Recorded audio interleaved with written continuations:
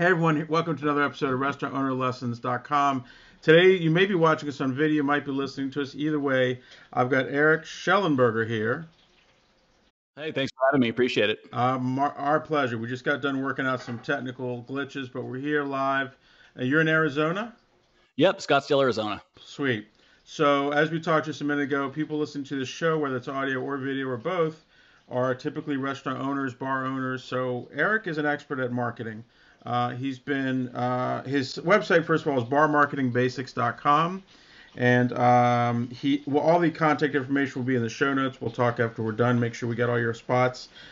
He's in Arizona. He's worked as a marketing director for a country-themed bar and restaurant, if I read correctly.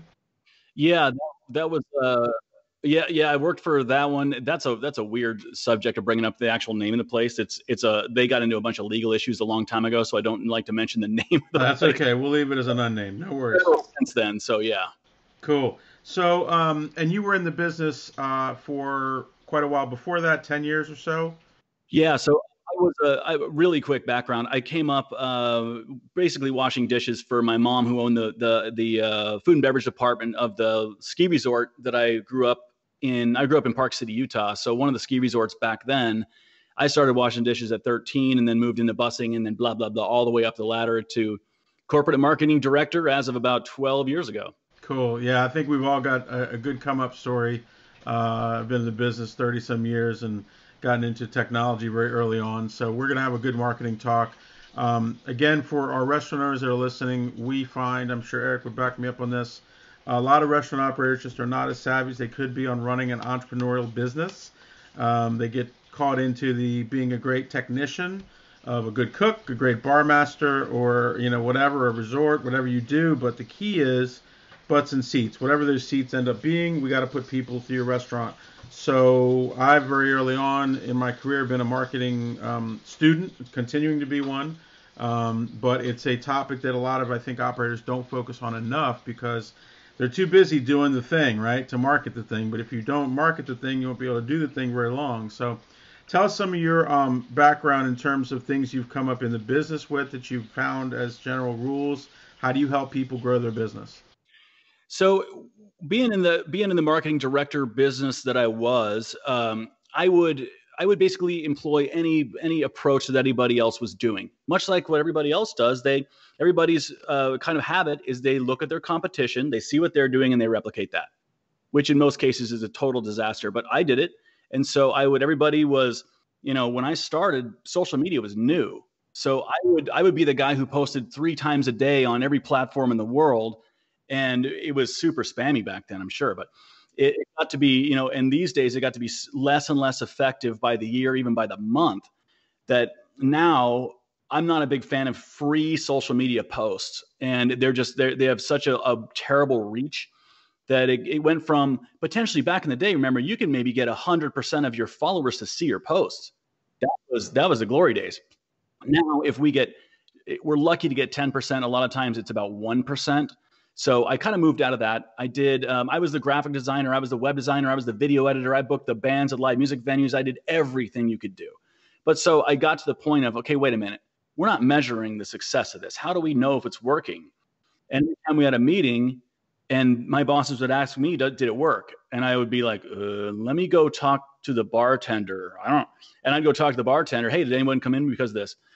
I guess maybe we had one. I don't know. I don't have one. Yeah. And so it got down to the point of, okay, why am I doing all this stuff when we don't know if it's working?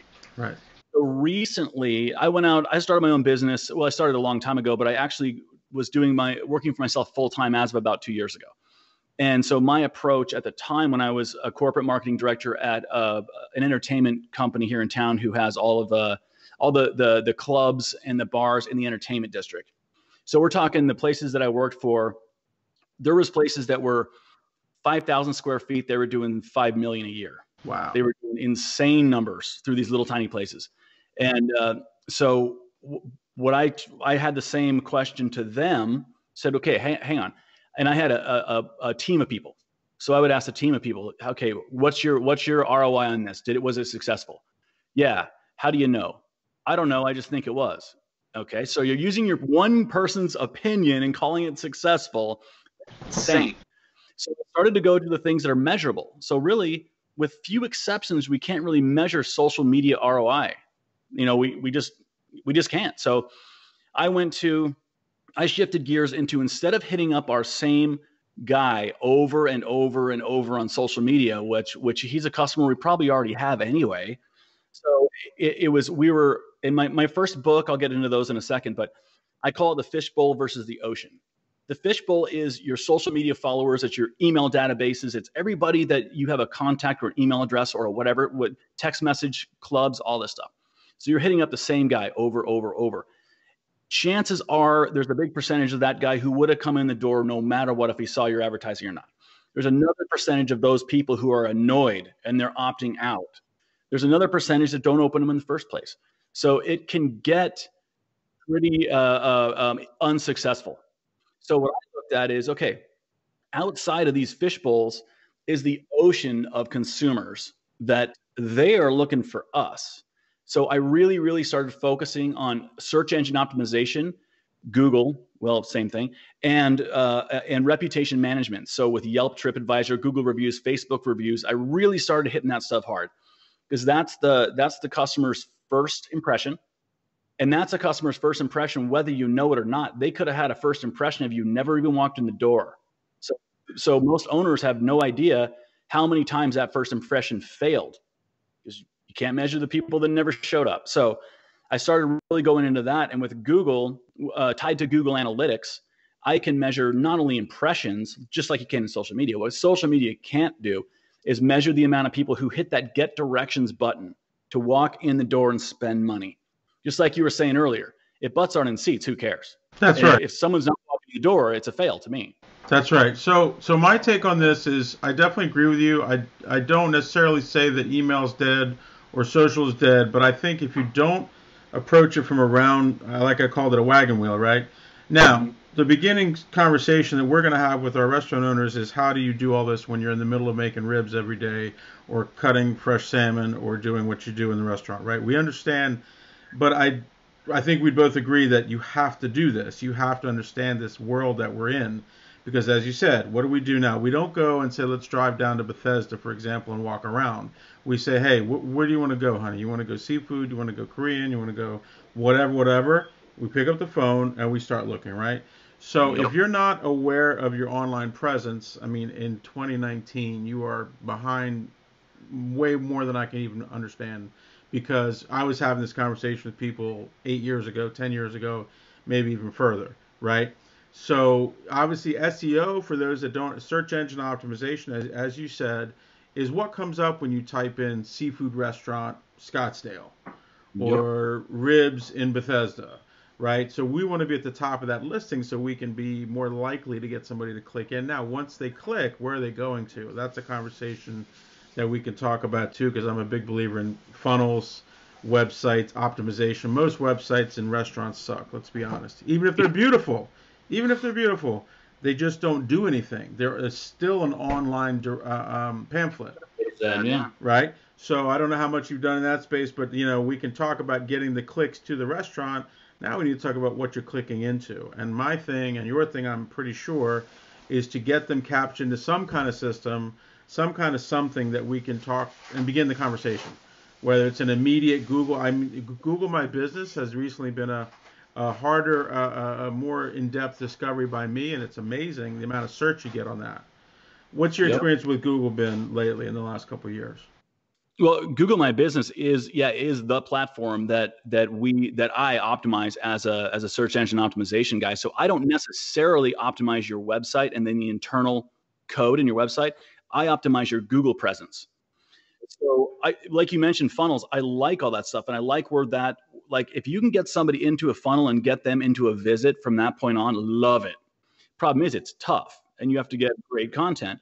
And most people aren't going to go through the motions of creating awesome content. They're going to do what's easy, and they're going to do what they have time for. And the chances are they don't have time for a bunch of content. Well, let me just show you real quick. I was not trying to distract myself from the interview, but I'm finding my Google My Business. And I can put this up as a screen grab. But if you look at that real quick, just look at the numbers of search. I'll read them off in case you can't read them. 20,000. 220,000 views, 156,000 searches, 146,000 on the activity. Now, those have different, and you can do offers, events, etc. I've done some very simple optimization to your point. And what I love right now is I'm getting messages directly from Google, right? People messaging me saying, "Hey, I've got a question. Can we, what's the dress code? Where's parking? That kind of thing." I've got reviews, right? And these are all free, by the way. Yep. This is the other crazy part. Now, follower count for me is a little low compared to what my email and my text and all the rest of it is. But when you look at the opportunity, I'm a recent convert, I would say, to how important this platform is. And I just have to say that a lot of people, I think, don't have any idea this is out there. I mean, they know Google. But Google My Business is something, as he's proven to his clients, it's extremely powerful. And overall, it's an extremely low cost, low barrier entry kind of thing, right? Totally is. And here's the thing is much to your point, people they take Google for granted because they think, well, I'm going to get traffic from Google no matter what. Yeah, but are you on page 2? Are you 20 on the list, or are you in the very first one of the map, the pin markers, the holy grail of real estate? Is that where you are? Or do you get people in once in a while? Most people don't take their Google presence seriously because it's not something they can wrap their head around. Social media, it's visual, it's easy. You type something, you attach a photo, you hit post, you're done. But when it comes to optimizing Google, they're like, look, that is way too nerdy. It is way out there in that space that I just don't know about. I don't want to know about it. And it's super technical and it's super boring. So, which leads everybody, it gives everybody a really, really great advantage who does take it seriously. So the markets I'm in, and I'm all over the country. I have clients all over from coast to coast, everywhere in between. But I've noticed the more that the bigger market that everybody is ignorant in their Google presence, the more my clients shoot to the top quicker. And it's so easy for them. Once you take the littlest amount of effort, they're right up there. I want to competition. I love it. I want to connect you actually with a friend of mine about Yelp. We have a platform, we have a program that does some pretty incredible things for your Yelp presence. And I think to most restaurant owners, Yelp is a 4-letter word. It is actually a 4-letter word. But most of us, our stomach goes down, our pit of our stomach hurts when we see you got a review on Yelp, right? Yeah. And you've said this, I think, in some of your material.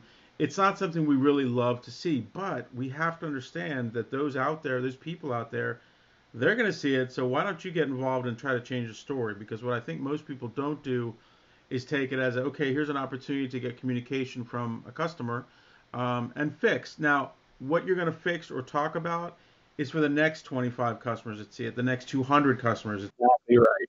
Right? If you lost the opportunity with somebody, they came in, the experience wasn't great, the service wasn't great, whatever, the bathrooms weren't clean, whatever they say, that's happened. You can't change that. Now, what do you do going forward? And it's easy for us to be defensive and we are going to be passionate, and that's good.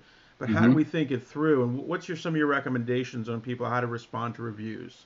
Yeah, that's one of the subjects that I have chapters in both books of mine. And so the second one, what I really kind of pound into people's heads or try to is that responding to reviews, just a response goes so far. Because again, first impression. And whether we love Yelp or hate it, it doesn't matter because the public still loves it. And it's the second most used tool to Google.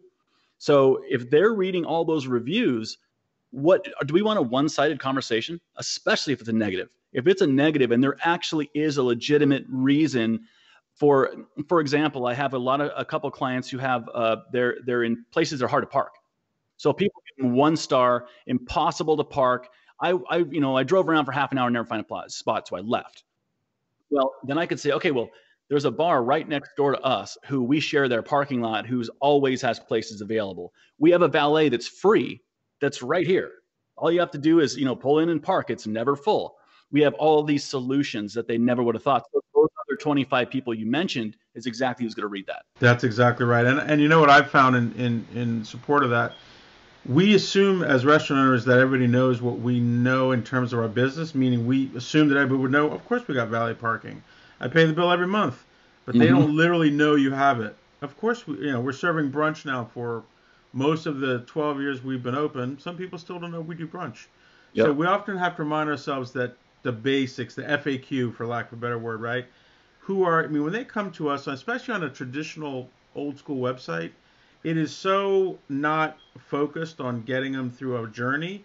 It's about just here's all the stuff we do. It's kind of like digital vomit, right? Here's everything.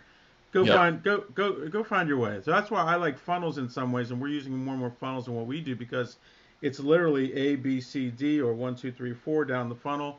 Or if you have a website, keep it super simple and focused to say, okay, if it's your first time with us, here's a list of things you might want to know. Here's a parking app that we have. For example, in Bethesda, we have a parking app people can put on their phone and pre-get it set up. When you walk in, you punch in the number, you're good to go. So little things like that, I think, because people will turn. I don't know how the area you're at, but most areas that are fairly big cities, there's plenty of competition, right? Right. What I love what you said about funnels is that's one of the very few marketing tools that's 100% measurable. You can tell exactly how far, where that guy dropped off, or if he converted. So love stuff like that we can prove. Yeah, I think we're going to a big digital revolution in terms of what restaurants need to understand. I'm part of that. You're part of that. I have a partner in Canada who's part of that, and I think we're just trying. I mean, for me, it's I have empathy because we're operators. My wife is here with me now. We're in the restaurant every day, running it, cooking, working hard, and the last thing you want to do is put all that effort into a restaurant and then fail, right? Yep. Or not do as good as you could. Even if you're surviving, we want you to thrive. We're tired of seeing restaurants surviving and just making it do, right? I'm sure you're the same. You want people to excel and be able to have a nice house like you have, and a nice TV to watch when they're off, and that kind of thing. It shouldn't be a business of barely surviving.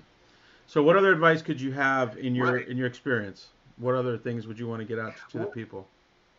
I guess one of the big points that I have in my book is I'm very pessimistic when it comes to marketing people in general. Like I'm a marketing expert. I hate marketing experts. I think that most of them are full of shit. Most of them don't know what they're talking about. And most of them are these copy and paste people who learned a technique from somebody else that happened to work in their market or for their demo or for their whatever, the anecdotal stuff. They take and think they can copy and paste that to all their clients in all the situations and have that be successful. And it fails almost every time, especially when they're in social and it's something that, like I said, with few exceptions, is not measurable. Then, and going rate from what I've heard from clients around the country, going rate for a social media guy, someone to do your social media for you, is $1,500 a month. I think that is absolutely ridiculous, but that's what people pay. So to justify $1,500 a month, how much do you have to sell to get $1,500 in profit per month? A lot.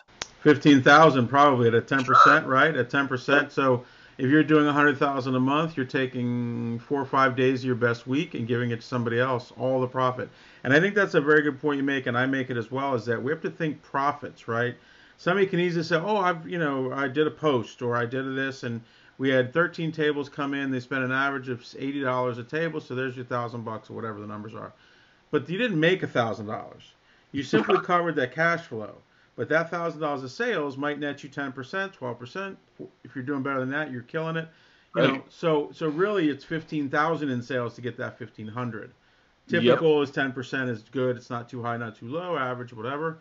Tell me, what's the strategy difference when you work with bars versus restaurants? Any difference in how you optimize for them? Optimization is pretty much the same, but what I do like to do is if it's just a bar, I can only hit so many keywords, so many categories, and so many, like your main category in your talking Google My Business now. So in Google My Business, I've done a lot of research about this, and there's a lot of opinions out there. My opinion is that your main category needs to be, if you're a bar, just bar. If you're a restaurant, just restaurant. And then subcategory, Mexican or Italian or whatever. Subcategory for a bar, tavern, pub, dive bar, blah, blah, sports bar. And there's one thing that I see, I just saw it this morning. The worst category in the universe for search terms is gastropub. But everybody wants to categorize himself as gastropub. I have tools that I search in. I can type a word into the tool in my browser. It'll tell me how many people per month search that word on Google. So it takes all the guesswork out of it. I'm absolutely not guessing. I can tell you to the person exactly 885 people per month search this word. as opposed to 20,000 for this word or 0 for this one. And so I can tell you, and I go through the word gastropub and attach all sorts of things to it. It has 0 traffic. Nobody searches the word gastropub. Very interesting.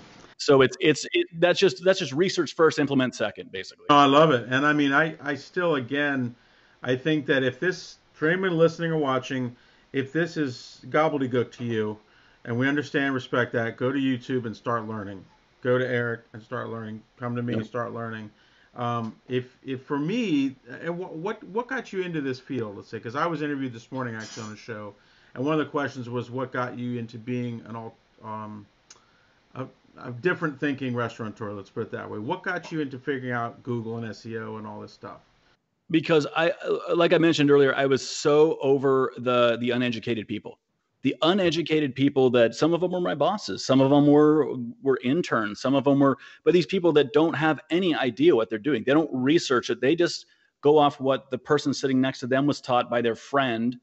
And it's just uneducated theories that don't go anywhere. So I did the research and I was able to take actual data and numbers and plug them in and test my theories. And then once they were successful, I was like, okay, now I can prove it that we get way more people through Google than we ever thought of through social media. And here's the best part. The Google customer is a full price paying customer.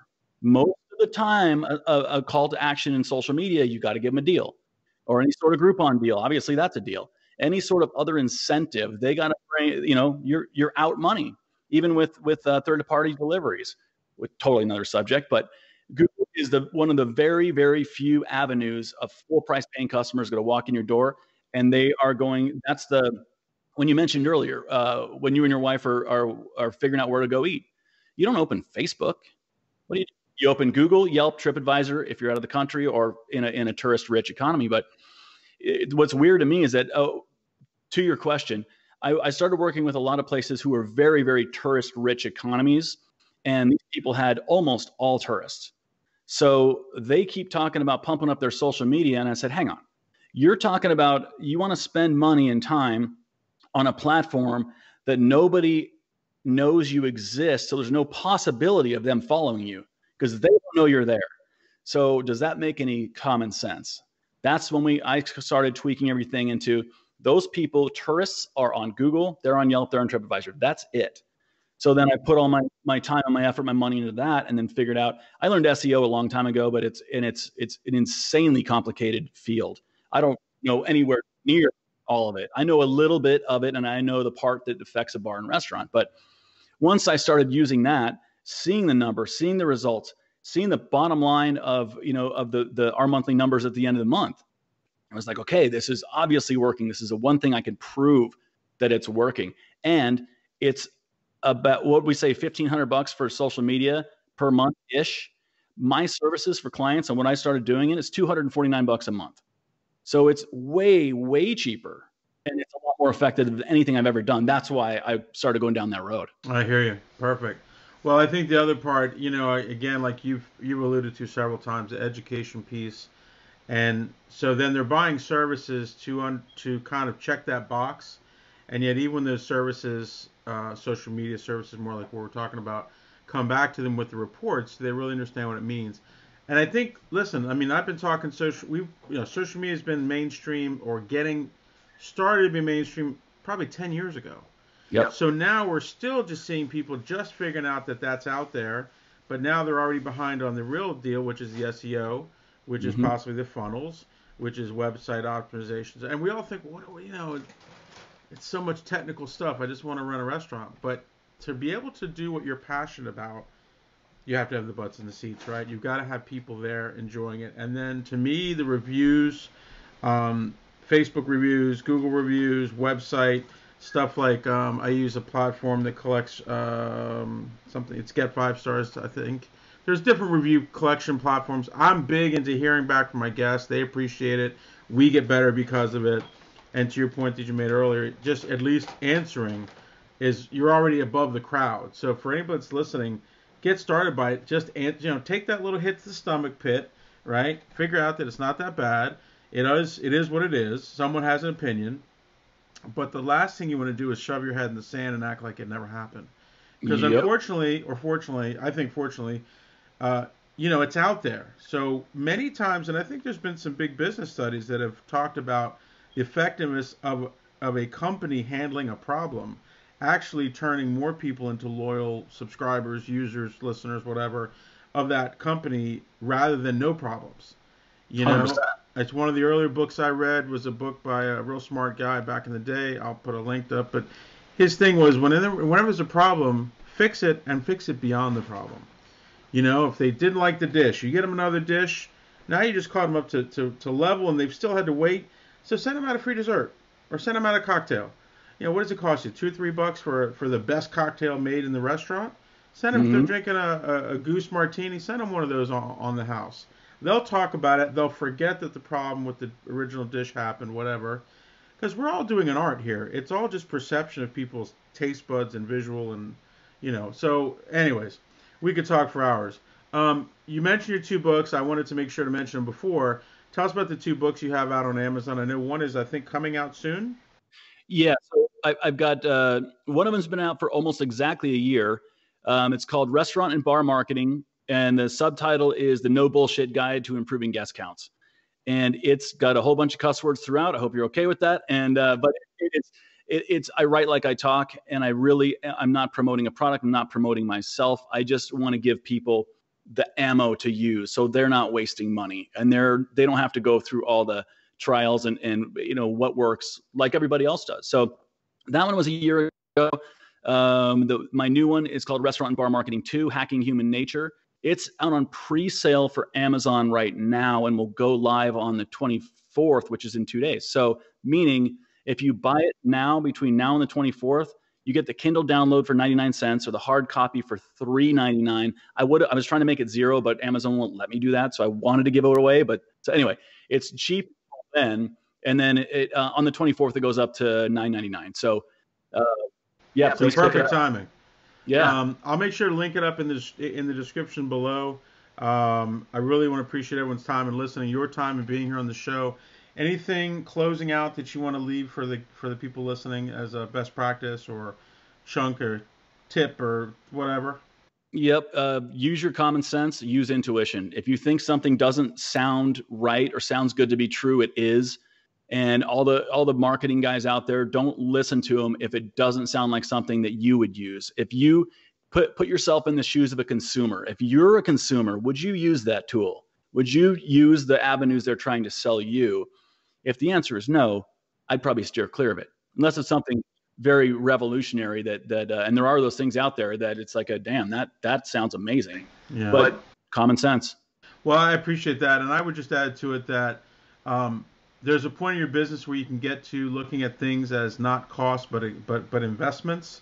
Mm-hmm. I think marketing is a necessary investment. Sometimes it will be a cost, meaning you may not, unfortunately, know the revenue you're getting from it. But as soon as you can figure out a way to put in $1 and get out two, how much money would you plan on pouring into that? So for me, I think you have to test a few things, listen to smart people, go on YouTube, go on the internet, search out marketers, listen. Like you said, would you use that tool? Does it make sense to you? And try some things. Just don't try them for too long. You need to see your ROI fairly soon and figure out. You don't want to jump from thing to thing. It takes a minute.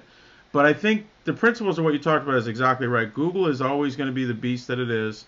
Google My Business is one thing we leave you with, folks. Download Google My Business as an app. Get signed up on the platform. It's part of your Google profile. Start using it because you'll be amazed at the numbers that go through it even without you knowing what it was maybe. And when you Yep. start affecting it, doing a simple blog post, update a picture, you can do it from your phone while you're in bed, getting ready to sleep, put up a nice picture of your food, something seasonal, a great drink you got, whatever. Just keep consistent with it. And all that SEO juice will drip down into getting you more search results. So, And you know what? On that note, I've said this a lot, but if somebody could get if a marketer could get you the results through social media that Google gets you every day for free, you'd think they were the marketing messiah. You'd think they were the best marketing guy in the universe. But Google does that already, and it does it so seamlessly, and you don't have to post anything about it. So it's out of sight, out of mind. Yet it brings in an enormous chunk of business. And everybody just is like, well, yeah, that's just Google. That's what it does. But then you get 2 people in the door from an Instagram post, everybody loses their mind. It's the best thing they've ever heard of. So that's another weird thing to me. But yeah, it's an enormous beast, and it's going to get bigger. Yeah. So thanks again, Erik. I really appreciate your time. I want everybody to check you out down below. We'll list up all your website and your books and your upcoming book. I wish you the best. Let's stay in touch. I think we have a lot of crossing thoughts and possibilities. So I'd love to always connect with more people in the industry. Cool. I appreciate you having me. Thank you. Thanks, everybody, for listening. Restaurant Owner Lessons Podcast. We'll see you on the next episode.